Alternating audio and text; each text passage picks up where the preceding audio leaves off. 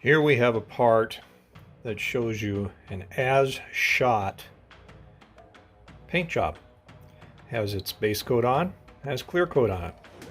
And you can see it turned out pretty darn smooth. This doesn't have much of orange peel at all. In fact, it's so small, it's better than most of the automobiles any average person can buy. We're not talking about a Rolls Royce where they'll make it perfect, but it's certainly better than the average car on a car lot that you're going to see. However, when you shoot it that smooth, you can pay attention in this area here.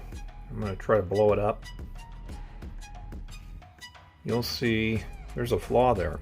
This little flaw right there. That little flaw is a little piece of dust that got in the clear coat because it was shot so smooth and there was a stray piece of dust in the air. Now, shooting it smooth is exactly what I was after. But if you get a stray piece of dust like that, what are you going to do? Well, this video is going to show you how to fix that stray piece of dust so you don't have to start over with your piece. Stay tuned.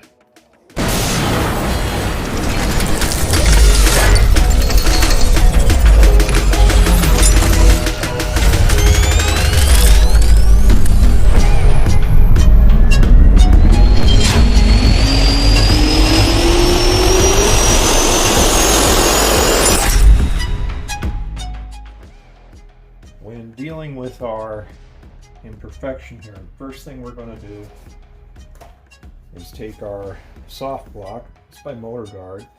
It's got, some stiffness to it, but you can see it's quite soft and flexible. Perfect for what we're going to do at the moment. Then we're going to take 1200 grit wet dry sandpaper and cut it off a little bit so we can wrap it around. We dip into some water that has 1 drop of dish soap. The dish soap allows you to get a little less surface tension, and we're going to gently sand the area. All we're going to take off here is just enough to remove the imperfection. Now, I always use a microfiber towel. Do not use anything else because you don't want to scratch anything. So we're going to use a microfiber towel as I just wiped it off. I've got part of the imperfection out already. You notice I'm leaning this up and I'm sort of leaning this down. Purpose is I'm not trying to get the edge. If I don't keep this off the edge has the least amount of paint on it. People don't realize that sometimes, but it's the least amount of paint because of what happens when you spray paint something. So you don't want to be down on that edge hard. Okay, I've gotten rid of that little bitty flaw pretty well. So we're done with the 1200 grit already. Now you could opt right now for saying, well, I'll go to some 1500, but since we started with the 1200, we're going to go to 2000. So I switched sandpaper, same technique, into the water, has 1 drop of dish soap, and we're using the 2000 grit paper. Now the thing to remember about this is now I'm doing a slightly larger area. I've enlarged my circular motion here, so I'm picking up a larger area than when I started. So it's a little bit bigger than when I started. By doing that, I won't end up with some of it on the outside edge still showing 1200 scratches. And you see that we keep going back and forth, wipe it off, and I will look at it like this so I can see what's happening on my piece and that I don't sand too much. Next up, now that we've done our 2000 grit sandpaper, is a piece of 3000 grit sanding paper, and you can see that what that really is mounted on a foam, and here's your sandpaper on this side. The 3000 is gray. I've cut it, it's probably about 1.5 inches. Just cut across the piece, same wetting, but we're going to use the 3000 here. And we're going to keep sanding the whole area that we did. And again, we're larger than we were. I want to enlarge, but we're going to sand on this for a while using 3000 grit. And The objective of the 3000, we're going to start getting pretty close to being shiny without even using polishing compound.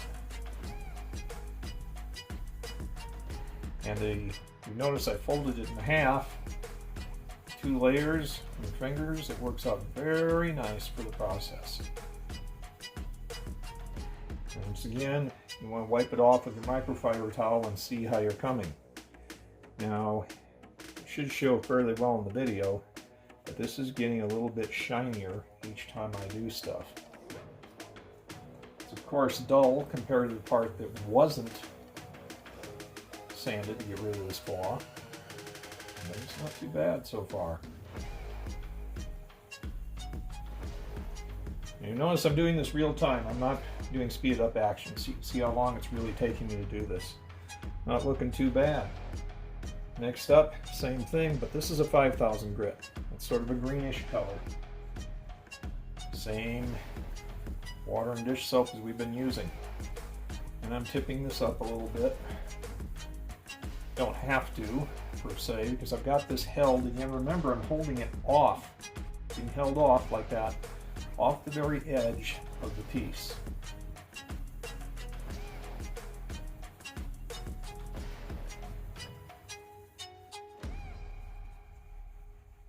Once again, we wipe it off and look at that. We've gone way out from where we were working, but we pretty much got a close level of shine on it already.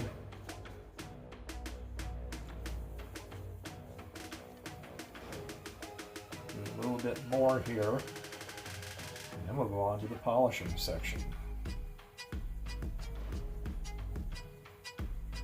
Let's wipe that off and see where we are. So you can see in real time we've gotten to this, and yes, compared to the area here, it's dull, but we're about to fix that. Next up, we're going to get into polishing our paint. Here I have a small purple microfiber towel, and I also have rubbing compound. It's a 3M compound 36060. Now you can, as long as you got a rubbing compound that's quality, you can use that. I just happen to prefer this. I'm not sponsored by them at all. It just happens to be something that I've found to work well for me. So I put some of it on the little towel. And now we're going to just start circular motion, buffing the area out. Now, of course, you could use a power buffing mechanism, but I'm showing you in this case that you can do this by hand quite quickly with a microfiber towel and the rubbing compound. Now, one of the things I haven't really mentioned to you, directly up that way, above me, I have a LED light that I'm using to shine on the surface. And you notice the rubbing compound, if I want to, I can go back and forth, I can go in circles. Sometimes you do have to go back and forth because of where you're working. But if you can see that in the video, we basically restored the whole area to full shine right now, and all I've done is use a rubbing compound on it. So this little flaw we had in this area is no longer visible. When I flip it back and forth, it's just not there. It's gone. Now, if you want to go further, or you have to go further, the next thing you would do is switch to a finishing compound. And you notice right here I'm doing just the edge there. And I'm always not rubbing right on that very edge. Remember, I told you that's the thinnest paint on your piece. So you try to work away from the edge just a little bit. And by having that light right where I have it, I've got a lot more intensity than is in the room. It helps me see if anything's imperfect in what I'm polishing. That's part of the reason I flip it back and forth like this, so I can see better what it looks like. Now, as I said, if you needed to go further, as you can see I actually don't, you could go to a machine polish. You can still use it by hand, and this is 3M 06093. We could use that. I would use a different microfiber towel. Do not put it on here because these are different amounts of grit. So if you stick this on here, you're mixing these two grits together. So you need a separate microfiber towel.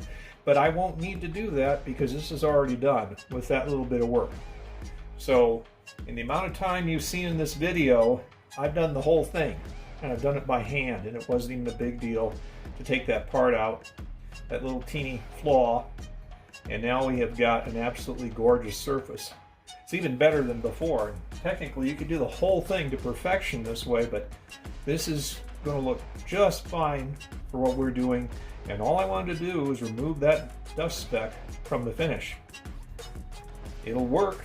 You could do a whole car with it if you wanted to, but it's great for doing some small imperfection you might have gotten in your paint. Give the method a try. See you later.